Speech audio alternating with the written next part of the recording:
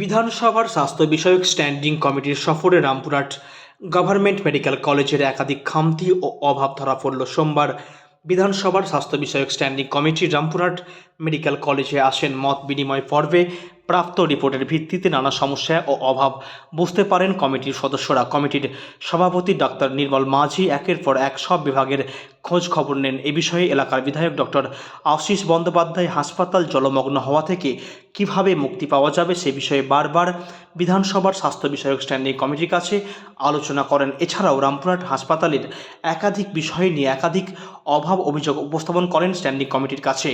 এই আলোচনায় উপস্থিত ছিলেন পশ্চিমবঙ্গ বিধানসভার স্বাস্থ্য বিষয়ক স্ট্যান্ডিং কমিটির সভাপতি ডাক্তার নির্মল মাঝি। এছাড়া উপস্থিত ছিলেন বীরভূম জেলার জেলাশাসক এবং পুলিশ সুপার। এছাড়া উপস্থিত ছিলেন সরকারের উচ্চপদস্থ কর্মকর্তারা।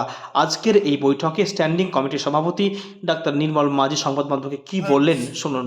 এই জেলার স্বাস্থ্য জেলার প্রাণভোম রায় মেডিকেল কলেজ, মুখ্যমন্ত্রীর স্বপ্নের মেডিকেল কলেজ, যাতে আরো সুন্দরভাবে সুশৃঙ্খলভাবে কর্মসংস্কৃতি যাতে আরো রিভাইভ করে এখানকার রুগীদের, আশেপাশের জেলাদের রুগী যারা আসে তারা যাতে আরো ভালো পরিষেবা পেতে পারে, আরো ভালো কিছু কিছু উন্নয়নমূলক কাজ যাতে আমরা করতে পারি, তার জন্য কিছু সাজেশন সব মিলিয়ে ডিস্ট্রিক্ট ম্যাজিস্ট্রেট, এসপি সাহেব, আমাদের সমস্ত বিধায়করা, আমাদের স্ট্যান্ডিং কমিটির যারা সদস্য, সিএমওই ছিলেন তিনটে জেলার, সবাই মিলে আমরা ডিসিশন নিয়েছি।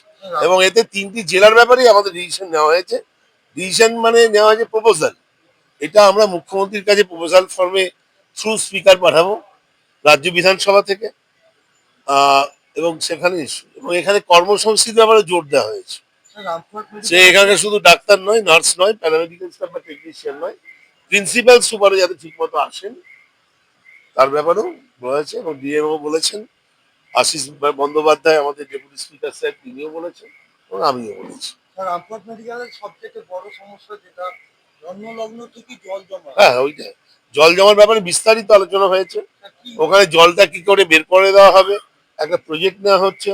তারপরে যেখানে যত্রতত্র যে প্লাস্টিক এবং অন্যান্য বর্জ্য পদার্থ যেগুলো জমে যায়, ঝাঁঝরিগুলো বন্ধ করে দেয়, সেগুলোর ব্যাপারেও। এবং বেশ একটু ডিপ, গভীর পরীক্ষার মতো নালা করে জলটা যাতে বের করে দেওয়া যায়, যাতে ওয়াটার লগিং না হয় তার জন্য। এবং এখানে পরিশ্রুত পানীয় জল, রুগীর আত্মীয় শুধু না, এখানকার ছাত্র, জুনিয়র ডাক্তার, অধ্যাপক, অধ্যাপিকা এবং সর্বশ্রেণীর কর্মচারী সবাই যাতে পায় তার জন্য একটা সুনির্দিষ্ট একটা রূপরেখা তৈরি করা হয়েছে। এখানে থ্যালাসিমিয়ার ব্যাপারে উদ্যোগ নেওয়া হয়েছে নতুন করে। এখানে অন্যান্য ক্যান্সার হাব তৈরি করার ব্যাপারে একটা চিন্তা ভাবনা চলছে। তার আশেপাশে জেলা উপকৃত হবে। এটা আছে, ব্লাডকে 4 রকম রক্তের উপাদান দিয়ে ভাগ করা হচ্ছে, আশেপাশের জেলাও যাতে পায়। এবং ম্যাটারনাল মর্টালিটি রেট এবং ইনফ্যান্ট মর্টালিটি রেট, প্রসূতি মায়ের মৃত্যুর হার এবং সদ্যজাত শিশুর মৃত্যুর হার যাতে আরো কমিয়ে একটা ভালো জায়গায় আসতে পারে তার জন্য পর্যাপ্ত ব্যবস্থা নেওয়া হচ্ছে।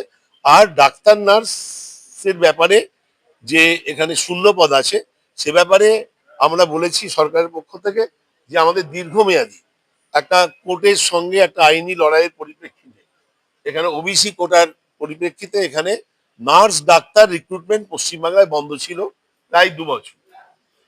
হেলথ রিক্রুটমেন্ট বোর্ডের মাধ্যমে আমরা যেটা রিক্রুট করি প্রতি বছর, আমিও হেলথ রিক্রুটমেন্টে দীর্ঘ 8 বছর ছিলাম, এবং প্রতি বছর আমার শেষের দিকে প্রায় 4000 নার্সিং স্টাফ এবং প্রায় 3500 ডাক্তার নিয়োগ হতো।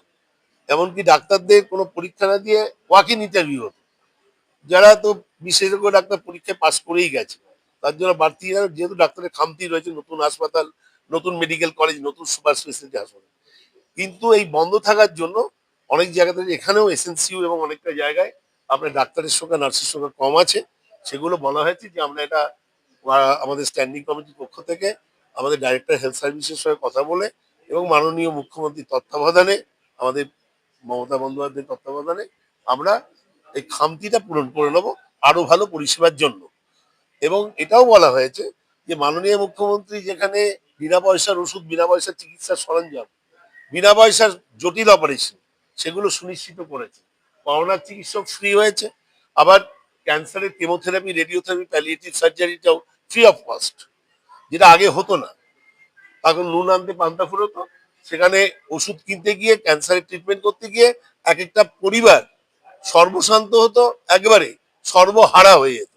সেখানে কোটি কোটি টাকা, হাজার কোটি টাকার বাজেট করে 10 গুণ স্বাস্থ্য বাজেট বাড়িয়ে, 15 গুণ ওষুধের বাজেট বাড়িয়ে মুখ্যমন্ত্রী সেটা সুনিশ্চিত করেছেন।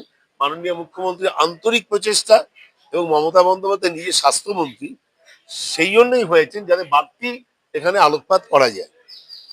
কিন্তু আমাদের কর্ম সংস্কৃতিটাও, এত বড় বড় বিল্ডিং, এত সুন্দর অ্যাম্বিয়েন্স, তার সঙ্গে প্যারালেলি যদি আমরা ভালোভাবে কাজ করতে পারি, সে প্রিন্সিপালের এন্ড থেকে, সুপার থেকে আরম্ভ করে সর্বশ্রেণীর যারা ফ্যাকাল্টি, ডাক্তাররা, নার্সরা আরেকটু যদি দায়বদ্ধভাবে, আরেকটু রেগুলার হয়ে যদি কাজ করতে পারি, তাহলে আরো ভালো হতো। আমি হতাশ যে আজকে প্রিন্সিপাল আমাদের মিটিং এ থাকতে পারেননি, সুপারও থাকতে পারেননি।